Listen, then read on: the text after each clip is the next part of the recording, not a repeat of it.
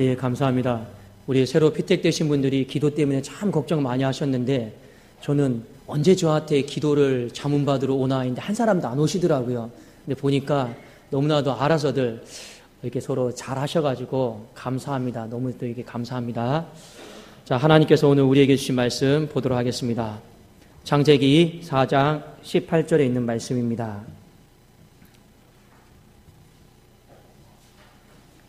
창세기 4장 18절에 있는 말씀 우리 보도록 하겠습니다.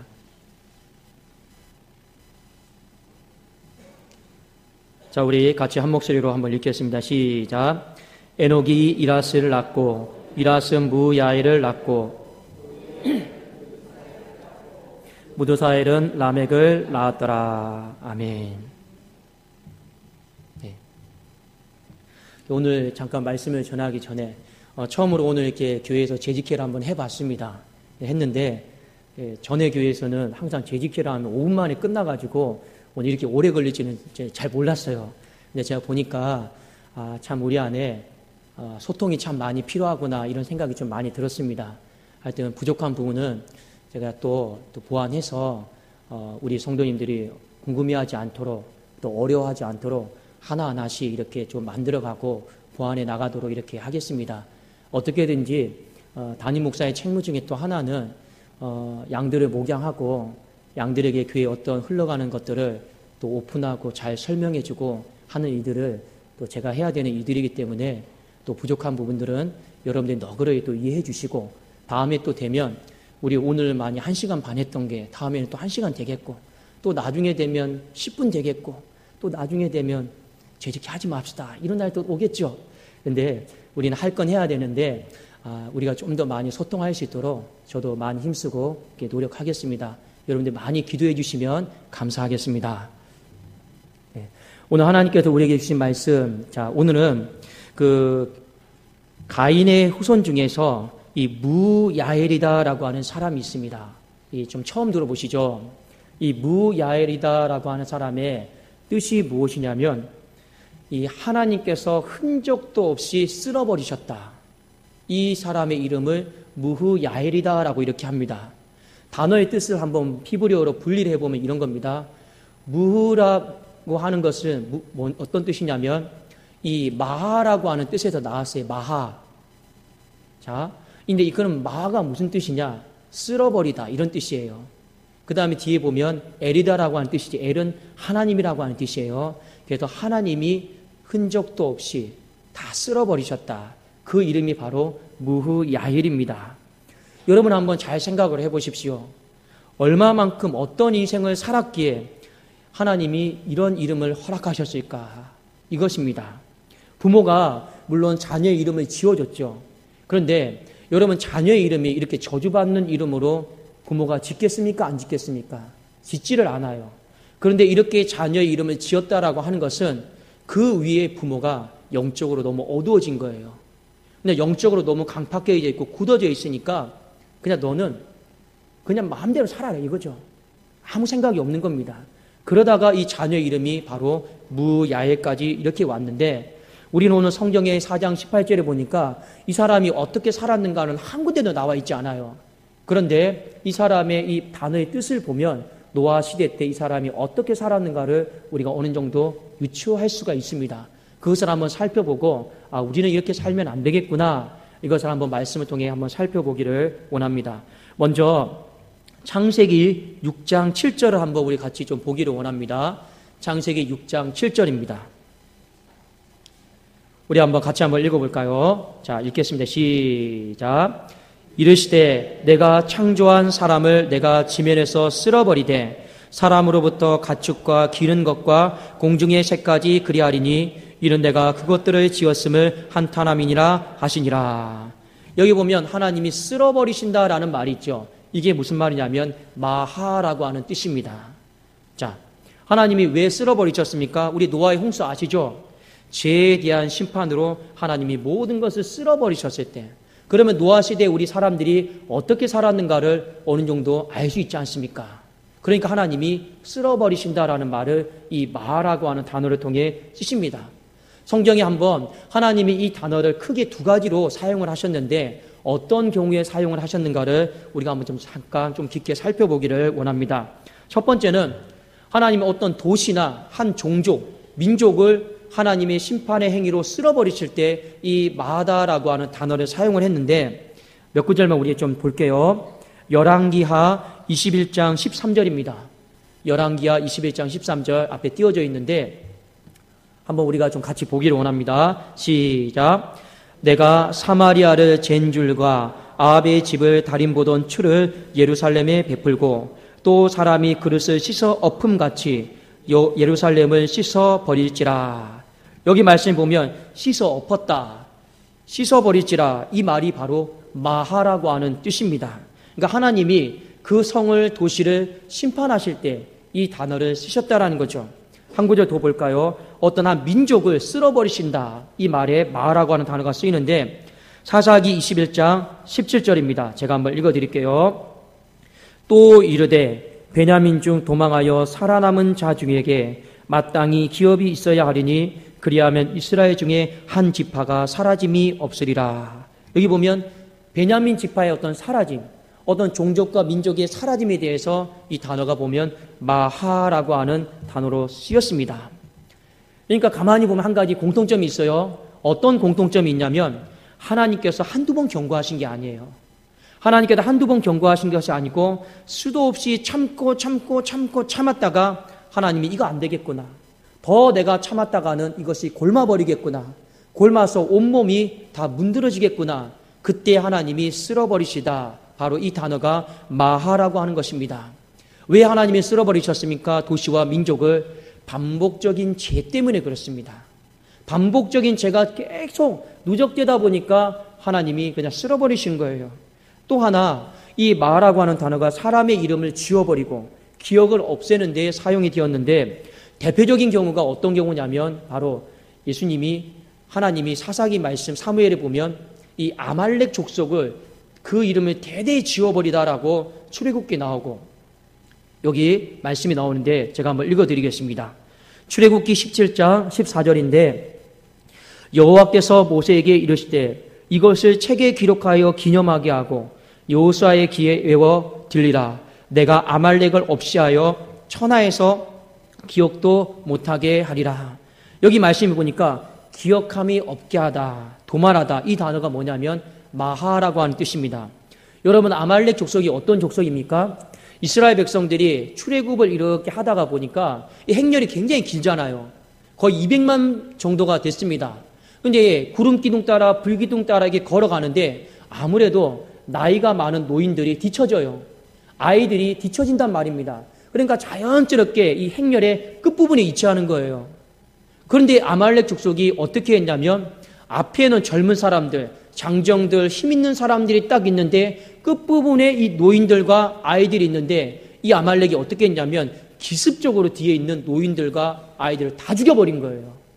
그러니까 하나님이 이 부분에 대해서 너무 화가 나셔가지고 이것은 하나님의 구원 계획을 철저하게 근본적으로 악하게 반대한 족속이다라고 해가지고 하나님이 이 아말렉의 이름은 대대 내가 지워버리겠다라고 이렇게 말씀하셨습니다. 그래도 우리 알고 있죠? 사무엘 선지자가 사울 왕에게 이 전쟁 나갈 때 뭐라고 했습니까? 아말렉 족속의 후손인 그 아갑과 싸울 때는 짐승이고 물품이고 하나도 남겨두지 말고 다 태워버리고 다 없애버리라고 했습니다. 어떤 전리품도 챙기지 말라고 했습니다. 왜 그러냐? 하나님이 바로 이 마라고 하는 단어를 특별하게 쓰셨기 때문에 그렇습니다. 여기 그러니까 뜻에 보면 아말렉 족속을 기억하지도 못하게 하리라. 바로 이 부분에 있어서 마라고 하는 단어가 쓰였습니다. 여러분, 오늘 말씀을 통해서 여러분과 제가 한 가지 기억할 수 있기를 원하는 것이 있습니다. 무흐야엘이다라고 하는 사람이 어떤 삶을 살았는지 우리는 모릅니다. 그러나 노아 시대에 살았던 사람이에요.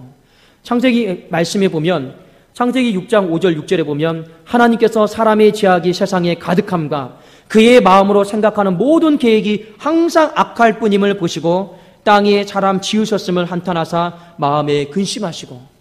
무야엘이 누군지는 모르지만 노아 시대에 살았던 사람들의 전형적인 모습이었다라고 하는 것은 성경이 우리에게 가르쳐주고 있습니다. 자나깨나 어떤 마음입니까? 항상 악한 생각. 자나깨나 어떻게 해든지 그의 마음으로 생각하는 모든 것들이 악한 것이었다라는 거죠. 이미 그 마음속에 기능을 상실했다라는 겁니다. 그 노아 시대의 전형적인 사람이 바로 무야일이었다라고 하는 것을 성경은 우리에게 가르쳐주고 있습니다. 오늘 말씀을 통해서 저와 여러분이 두 가지 말씀을 깨닫고 결단할 수 있기를 원하는데, 첫 번째는 뭐냐면 강팍해지지 말자라는 겁니다.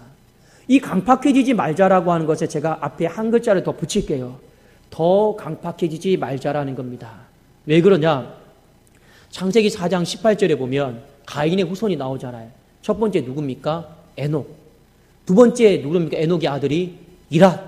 이랏의 아들이 누굽니까? 무후야일이에요. 근데 제가 매주마다 이 이름에 대해서 설교를 하고 있잖아요. 에녹의 맨 처음의 뜻은요, 하나님께 바쳤다, 이런 뜻이잖아요. 하나님께 바쳤다가 아니라 하나님 없이 내가 내 인생을 내 마음대로 살겠다라는 거잖아요. 에녹의 뜻이요. 자, 맨 처음에 이 에녹이 하나님을 대적하면서 살지 않았어요. 그냥 나는 하나님 없이 살겠다, 이랬던 거예요. 근데 그 다음 아들 이름 뭡니까? 이랏. 이랏의 뜻이 뭡니까? 과시하고 뽐내고. 자, 점점 살아가는 모습이 하나님으로부터 나가는 것이 아니라 세상으로 나가면서 내 만족을 드러내고 내 영광을 드러내고 이렇게 살아요. 이랏의 아들이 무야일이 뭡니까? 나는 이제 그런 거 다 필요 없고 더 마음이 강팍해져 가지고 나는 항상 마음이 악한 것만 생각하고 대적하는 것만 생각하고 나는 그렇게 살겠다라고 하는 것입니다. 이 가인의 후손들의 이름이 어떻게 오염이 되는가를 보십시오. 점점 더 좋아지는 이름으로 이게 유산이 가는 게 아니고 더 강팍해지는 거예요. 더 강팍해지는 거예요. 더 강팍해져요. 그 다음에 여러분, 무야엘의 아들은 무드사일이죠. 무드사일은 라멕을 낳았다고 했어요. 여러분, 하나님이 가인이 살인을 했을 때 가인이 하나님 앞에 기도합니다. 가인을 위하여서는 벌이 7배일진데, 근데 라멕을 위하여서는 벌이 몇 배입니까? 77배라고 나와 있어요. 그만큼 살인자의 인생으로 살아가는 것이죠. 이 가인의 집안을 보십시오. 점점 더 강팍해지는 안 좋은 쪽으로 이렇게 흘러가고 있다라고 하는 걸 성경이 우리에게 보여주고 있습니다. 여러분, 사람의 마음은요, 강팍해질 수 있어요. 이 강팍하다라고 하는 말이 무슨 말이냐면 마음이 굳어져 있다라는 거예요. 굳어져 있는데 우리가 인생을 살아가면서 좋은 쪽으로 마음이 굳어져 있으면 그건 큰 문제가 안 돼요. 근데 문제는 뭐냐? 내 마음이 나쁜 쪽으로 자동적으로 통제가 되지 않을 만큼 굳어져 있으면 그게 우리 인생을 살아감에 있어서 문제가 되는데, 어떤 문제가 되냐? 그 부모의 굳어짐이 그 자녀에게 그대로 영적 유산이 되는 거예요. 그 부모의 또 이 굳어짐이 자녀에게 또 다르게 굳어짐으로 유산이 될 수가 있다라는 거예요. 모든 것들이 다 그렇지는 않습니다. 그러나 보편적으로 성경 말씀에 보면 이것이 이렇게 영적으로 흘러가고 있다라고 하는 것을 우리에게 가르쳐주고 있습니다. 그래도 우리의 마음속에 한 가지 우리가 결단하고 올해가 가기 전에 우리가 결심하고 또 끊어야 될 것이 무엇이냐? 우리 스스로의 마음을 잘 점검해 보십시오.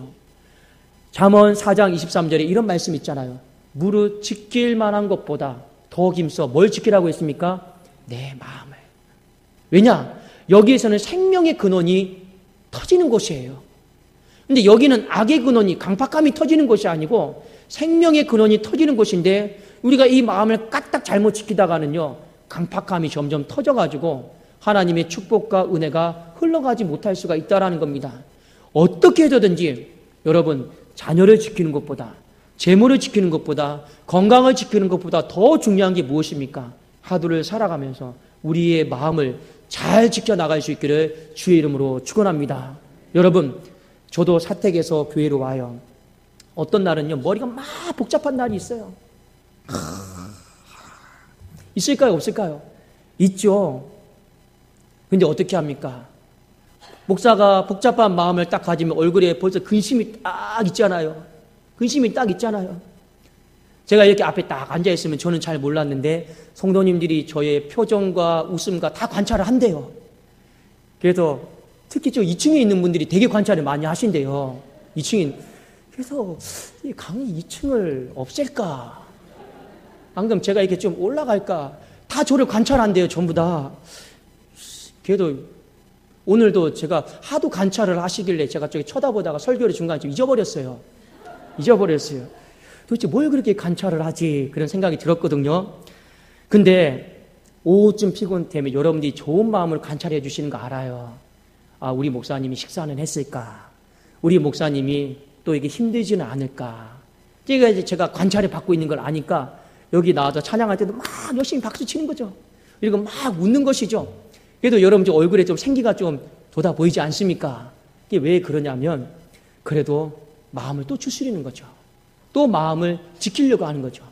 목사가 예를 들면 기분 나쁜 일이 있다고 해가지고 얼굴에 해가지고 오늘 본문 말씀 이렇게 하면요 얼마나 은혜가 떨어지겠습니까?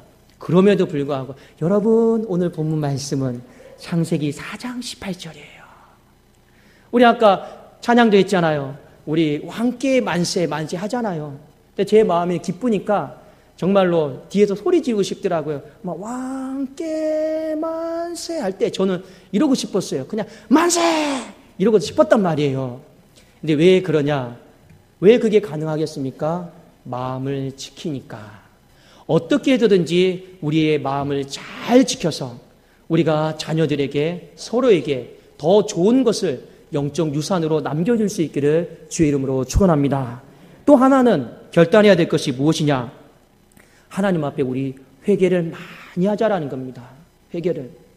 자, 하나님이 기억하지 마셔야 될 것, 하나님이 우리 인생 가운데 쓸어버리셔야 될 것 뭡니까? 우리의 삶을 쓸어버리면 안 되죠. 우리의 간절한 기도 제목을 쓸어버리시면 안 되죠. 하나님이 우리의 인생에 기억하지 마셔야 되고 쓸어버려야 될 것이 뭐가 있습니까? 여러분 죄가 있잖아요. 그런데 우리가 회개하면 하나님은 동이 서에서 먼 것처럼 기억하지 않겠다 하였습니다. 우리가 회개하면 하나님은 그것을 다 쓸어버리시고 도무지 내가 떠오르지 않겠다라고 말씀을 하였습니다. 그래도 오늘 이 말씀을 우리가 다 기억하면서 회개 많이 하시면 하나님이 우리의 삶을 쓸어버리지 아니하시고 우리 안에 불필요한 것들만 다 가져가서 쓸어버리시리로 믿습니다. 여러분, 의사가 암이 걸린 환자가 있어요. 암이 걸린 환자가 있는데 딱 그 명의는 어떻게 합니까? 딱 보면서 그 암덩어리가 있는 부분만 딱 쓸어가면 또 좋잖아요. 근데 이 엉뚱한 거까지 다 쓸어가 버려요. 그러면 얼마나 마음이 아프겠습니까? 끔찍하잖아요. 하나님이 우리의 삶을 제약된 거, 나쁜 거, 기뻐하지 않는 거 이것만 쓸어갈 수 있기를, 지워버릴 수 있기를 원합니다.